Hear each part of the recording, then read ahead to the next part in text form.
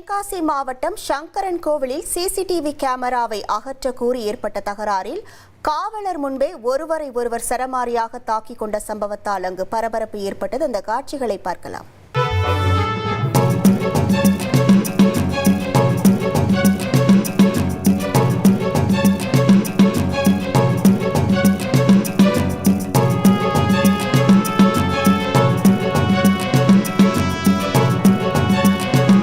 திருமலைக்குமார் என்பவர் அவரது வீட்டின் பாதுகாப்புக்காக சிசிடிவி கேமரா வைத்திருக்கிறார்.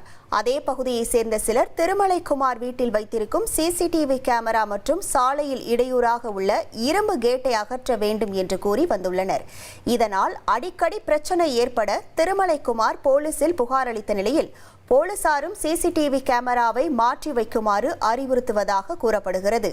இந்த நிலையில் வாக்குவாதம் முற்றிய நிலையில் இரு தரப்பை சேர்ந்த பெண்கள் தலைமுடியை பிடித்துக் கொண்டு தாக்கிக் கொண்டதால் அங்கு பரபரப்பு ஏற்பட்டது.